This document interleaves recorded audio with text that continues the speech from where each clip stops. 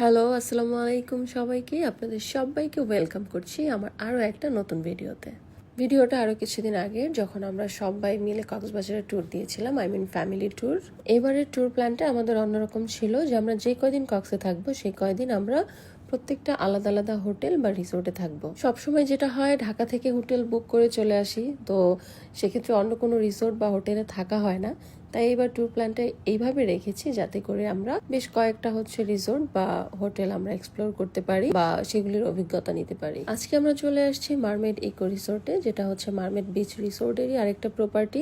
Mermaid beach রিসোর্টে এর আগে থাকা হলেও মারমেড ইকো রিসোর্টে কিন্তু এই প্রথমবার আসলাম।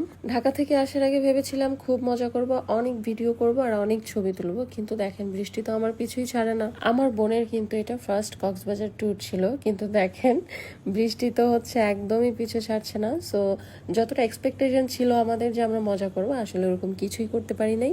এতবার কক্সবাজার আসার পরও কেন জানি কক্সবাজার আসার তৃপ্তি আমার কখনো মেটেই না। আমার মনে হয় যে কোথাও ঘুরতে যাব মানে কক্সবাজার যাব। আমি যে রুমটা আমার জন্য নিয়েছিলাম এটা হচ্ছে ওয়াটার ভিলা ডিসকাউন্টে। এটার প্রাইস এসেছিল 10,000 টাকা। রুমটার রেগুলার প্রাইস মনে হয় যে 20,000 প্লাস ছিল। তো ডিসকাউন্টে আমি 10,000 টাকা দিয়ে এই রুমটা নিয়ে নিই। রুমের ভিতরে ঢুকে তো আমার ভাই শাওন লিটারেলি কান্নাকাটি শুরু করছে, আপু তুই এত সুন্দর রুমটা নিলি। সত্যি বলতে রুমের ভেতর ঢুকে রুমটা আমারও অনেক বেশি ভালো লেগেছে। যদিও আমি রিসোর্টের রুমটা বুক করার আগে আমি কিন্তু অনলাইনে তাদের রুমের ছবি দেখেছি, কিন্তু ছবি দেখে আমার মনে হয়নি যে সামনে থেকে এতটা সুন্দর হবে। শুধু যে রুমটা অনেক বড় সেটা বলবো না, জাস্ট ওয়াশরুমটা দেখেন কত বড়। আসলে এত বড় ওয়াশরুম এটা আমি কোনো রিসোর্ট বা হোটেলে ফার্স্ট টাইম দেখলাম। হয়তোবা এর থেকে ওয়েল ডেকোরেটেড থাকে বা ওয়েল ইন্টেরিয়র থাকে, বাট এত স্পেস ওয়াশরুমে এটা কিন্তু আমি এখানেই প্রথম দেখলাম। আরেকটা কথা আমরা সবাই হয়তো জানি, তারপর আমি বলে দিচ্ছি, আমরা যদি রুমের ক্ষেত্রে ডিসকাউন্ট পেতে চাই তাহলে সেক্ষেত্রে অবশ্যই আমাদেরকে শুক্রবার এবং শনিবার অ্যাভয়েড করে তারপরে কক্সবাজার আসতে হবে। আর নট অনলি শুক্র শনিবার, যে কোনো ছুটির দিন অ্যাভয়েড করে কক্সবাজার আসতে হবে। রুম দেখানোর পর আমি চলে আসছি এখানকার একটা টেরেসে, ঠিক আমার রুমের উপরে এই টেরেসটা, এবং এইখানে এত সুন্দর করে ওরা একটা জায়গা করে রেখেছে। শাওন তো আমাকে বলতেছিল যে আপু আমি তো আমার রুমে ঘুমাবো না, আমি রাতের বেলা এখানে কয়েল জ্বালায় ঘুমায় থাকবো, কারণ এই জায়গাটা আড্ডা মারার জন্য একদম বেস্ট প্লেস ছিল।